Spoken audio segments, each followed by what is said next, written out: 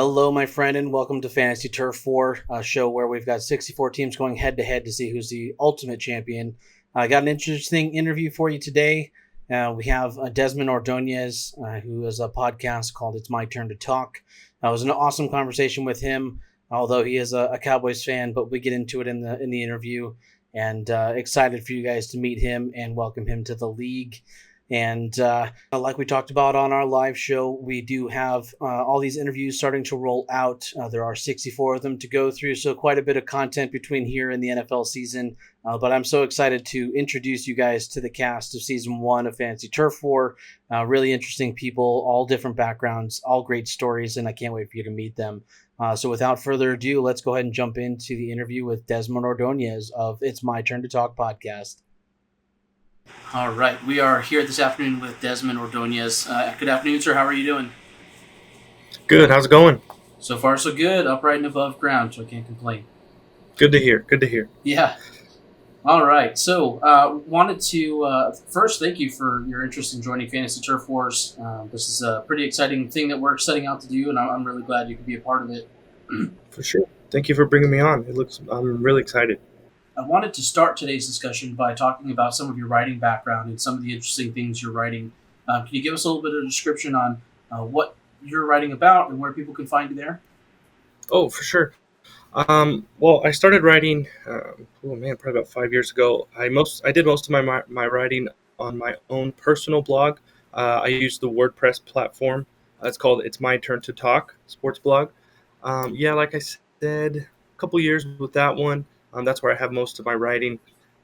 But then I was able to, branch out and get, real companies, get a little compensation, a little bit more well-known with companies like Fansided. That's where I have most of my work right now. But with being a former Boise State graduate, I started kind of with our local newspapers. There was 2 newspapers called The Arbiter back then that I wrote for. Same thing with our Boise State football program. So when I first started, after doing my own blog, all of it was mainly local, and then I was just able to jump out to get a couple other opportunities. There was a couple of fillers in there. I don't know if you guys have ever heard of Yard Barker Sports or Total Apex. Those ones were, like I said, little fillers, but now full time in terms of writing, it's mostly fan-sided because there I write for the Cowboys and then the San Antonio Spurs on there. I don't know. Those 2 for now, and then just back and forth with those. And then I still jump on and do my own It's My Turn to Talk blog there just because, I can do it all on my own topics, my own time. I don't have to meet very big guidelines, and, kind of the material is free reign because it's mine.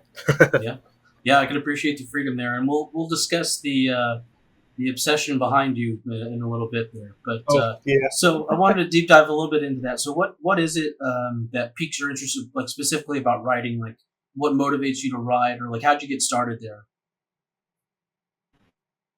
Ever since I was a kid, every kid always plays sports, Pop Warner, middle school, high school, but, when you're about 14, 15, you're not going to the league, right? So, of course, I'm just like, it's writing, it's talking, it's, I just love everything about sports, mostly football, basketball. And then, of course, when I got into college is when I could really, like actually write, like professionally.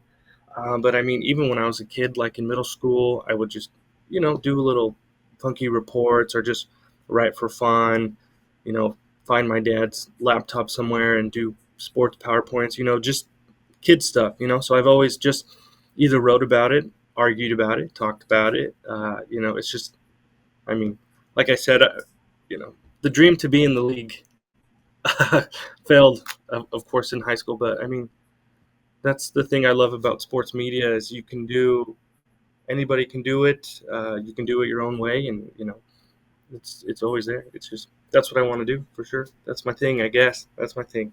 Yeah, that's a good point. Yeah, it is very accessible, and I echo the sentiment of my athletic career is now confined to the Wii, so Wii bowling. Yeah, it's about as far as you get these days. So all sure. good there.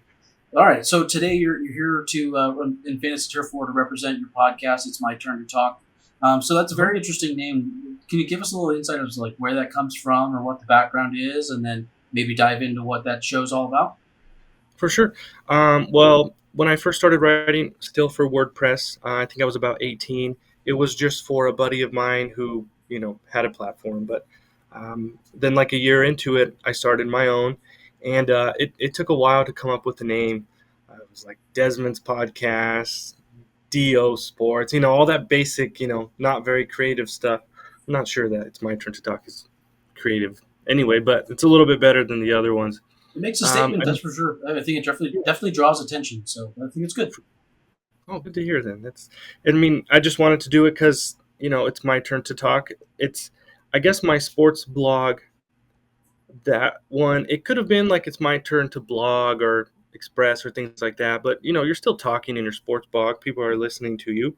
And then, of course, like I said, this podcast is a play off of the blog. And, the floor is mine. I have all my, you know, uh, links to my WordPress page if anybody ever sees it and stuff like that. It's just, it's all mine. It's, anything that I can do, anything that people can listen to. Of course, I always open the comments when I post it on social media for people to comment back. We can get conversations. Same thing with the podcast. I leave it open to discussions. But I mean, it's just mine for now. I mean, and I'm glad I still work for other companies that are more professional and, just kind of like more realistic.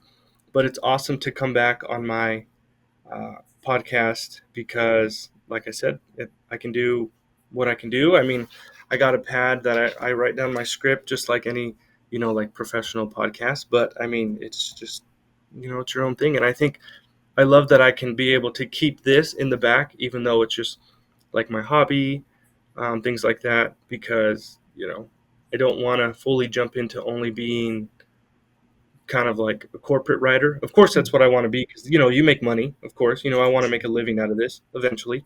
But I always want to keep this here with me. So then I always have my hobby still, Yep. Yeah. It's work and hobby. So, Yep. Yeah. It's good. You definitely have a vehicle set up for that creative outlet when you need it. So I definitely resonate with that. All right. So now that we've talked a little bit about the podcast, let's dive into your football knowledge, right? So we're in Fantasy Turf War. This is a 64 team competition. It's some serious stuff here. So let's talk shop. So you've been playing fantasy football for 10 years, right? yes. How old am I? 25? Yeah, 10 years. 10 years. Okay. All right. Respectable. How many championships you got? Honestly, in 10 years, let's say I play about 3 to 4 leagues a year. I've only won about 5 teams in 10 years. Hey, In that's 10 years. Yeah, I've crazy. only got 6, and I've been playing since 2008. So hey, Oh, wow. Okay. doing better than me. So all right, so that's That's, respectable. And I see the team name you've selected is very appropriate. It's my turn to win. It's been about 6 or 7 seasons since I actually won. So, Yeah, all right. Okay. Any idea who you're going to go for in the draft yet? first round. Yeah, like who's your top 5 that you're going to go for? Well, first I always, since it's snake draft, correct? Isn't it snake? Yes, always Snake. Okay. I always like 8 through 12 if it's a 12 team league because I want to pick back to back. I mean, we always get off of running backs every other year just because we get so hung up on all the star wide receivers. But I mean, down the stretch, it's still your running back that carries your team. So I think if I was able to, in the back half of 8 and 10, I think, like, let's say I had a later back pick. First round is so hard because you want to grab somebody. Like if Tyreek Hill fell there, he can be the number one player in all of fantasy. But like, let's say I had the 8th pick and then the 14th, you can get a guy like I would like to get, like Rashad White, who's coming into his own. That's a little bit of a reach, Okay. but he can get there. Yeah, so those are the guys I would like to target, like from the round 2. But I think it always gets really interesting after about round 4 or 5, because those are when you get your guys that kick on for you towards the end of the year. Like, um, just those are where it gets really fun, and that's when all the studying comes in and things like that. Or players always drop, and then like Mike Evans, people don't really draft him in the top 2 rounds anymore. Yep. But if you get him in round 4 or 5, you're probably going to get top 7 or 8 receiver, and he was picked probably like the 18th receiver, and that's huge value. Things Yep. like that. Yeah, you got to do your homework for sure. And I agree. I like the back half of the first round, so you get that double pick. I think in a 12-team league, if you're fifth or sixth, I think that's probably the worst spot to be in because you're getting the worst of both worlds. So For sure. yeah, And I definitely, if I don't get the top 3 QBs, I wait a while. yeah, That's same. always been my thing, for sure. Yep, I do the same.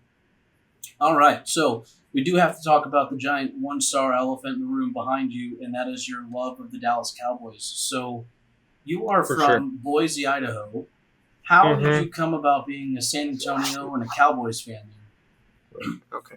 Um, it's a funny story. It's the Cowboys thing. It's a family thing. So that one, I guess I was born into that, sadly, because I mean, where I'm from, it's just kind of the Cowboys and Raiders and Niners. Just that Okay, kind of I'm a Raiders that fan, history. so Yeah, so that type of deal. But no, it's just something I grasped on as a child and just carried it over. But the Spurs gets a little bit more interesting because most of my family were Lakers fans. But in when I was really young, and then in the 2000s to mid 2000s, the Spurs were one of their rivals, of course, and they had a lot of devastating losses to the Lakers. So I just decided, let me pick the Spurs, let me be the outcast, and all then right, roll with that. okay. You would think I'd be from Texas. I've only been to Texas twice, but those are just, those are the 2 teams for sure. Okay, cool. Yeah, I'm a Chicago guy, but I'm from Chicago, but I'm a Raiders fan, so totally get the mismatch. But makes sense. It's For a sure. family thing, and then I all my family is White Sox fans, so I picked the Cubs. Oh, there you So go. I went the Nice. outcast route as well. So totally Yeah, get it. it's good. Hmm. And to be fair, the Cowboys, I did like the Cowboys back in the '90s with Emmitt Smith, Troy Aikman, and all I that. bet. How could you not? I bet. So I Yeah, I get bet. it. Mhm. I wish All I right. could. I mean, 1998, so I'm 25. I've seen 5 playoff wins in my years. It's been very hard, but one day, guys, one day, I Oh my guess. gosh. So could be this year. Who knows? Or maybe Yeah, not. Probably. yeah, But probably not. They have a horrible off season, but awesome. Yeah, all I fingers do is cross. crossed, right? Well, hopefully you have a better season than they've had recently. But we'll end this up by going into some rapid fire questions, if you will. We ask the same questions of every team player, and then we'll kind of see what your responses are. No right or wrong answers, just straight off the cuff. Are you ready? Hmm. All right. Do you believe in aliens? No. All right. Hmm. What is Hmm. the most unusual item you have in your office or your room, and what's the story behind it? Unusual. Well, I definitely have a lot of memorabilia, but the biggest one, I got a Boise State football helmet over here. Uh, it's kind of tucked away, but it's really ugly and messy. But it's game worn by one of our local legends, so I kept it. Okay. It's in a box now, so like it looks ugly, but I mean, I mean, you know, how'd you get it? it's something. Back in the day before they got kind of a little bit bigger, so this was like in maybe about 2008 to 2012. They used to let us kind of storm the field after games, and when I was younger, it was a little bit closer back then because our town was a little bit smaller. But now, it's a little bit more corporate, bigger. You can't really do stuff like that anymore. So you stormed the field and stole a helmet. Yes, All something like right. that. 'Cause, the player used to be able to. It was He's actually one of the coaches now. It was a senior night, and he was a little bit more reluctant to go ahead, kid, go ahead and take it. That's cool. Well, that's definitely something Mm, to hold on to for sure. All for right. sure. And the last question I got for you: imagine you can send a message to the entire world, and what would you say in 30 seconds? I'd give them a quote. Are you ready for it? Sure. I would say it's a quote for legendary Tim Duncan, but I'd say good, better, best. Never let it rest until your good is better and your better is best. I used to think it was the corniest line as a kid because Tim Duncan was a corny player a little bit, but I try to follow that now. So that's Hey, what I would it's tell a people. pretty solid Maybe they would message. listen. Hmm. Very cool. Well, I think that's a good way to end it. That's a very good message. And I wish you the best of luck in Fantasy Turf 4 Season 1. And hopefully you come out with a big win. But we'll be rooting for you. And where can people find you and what are you working on? I mean, my podcast is on Spotify. It's called It's My Turn to Talk. You can find me on there. Even if you just look up my name, Desmond Ordonez, in Google and kind of, dig a little bit, my It's My Turn to Talk blog will come up, and hopefully fan sided because that's where I want a lot of people to see the most of. And then for this, what we're doing, I started the YouTube channel. Hopefully that'll grow now. I didn't have that before. I just did Spotify because it was a little bit more accessible. Sure. But hopefully with this, I improve with networking, of course. So then YouTube might be a way you can find me. And then I believe on the LinkedIn post that welcomed me as a member, it listed you have my LinkedIn, Instagram, Twitter, things like that, and you can find me there. And I'm excited to play. I will Sounds not good. now draft Tyreek Hill and Rashad White because I just told them, but you never know. Yeah. You don't do it, and then they're the ones that go off. Yeah, it's a whole rabbit hole, right? Exactly. But we'll definitely put all the links in the show notes so that everyone can find you on all of those, and then we'll make sure that the fan site is on there as well. And it's been great talking to Awesome. you, and I hope to see you at the finish line of the playoffs. Appreciate it. It was nice talking to you. I can't wait to get started. Thanks for meeting with me. You have a good one. Take care. Thanks, you too. Bye-bye.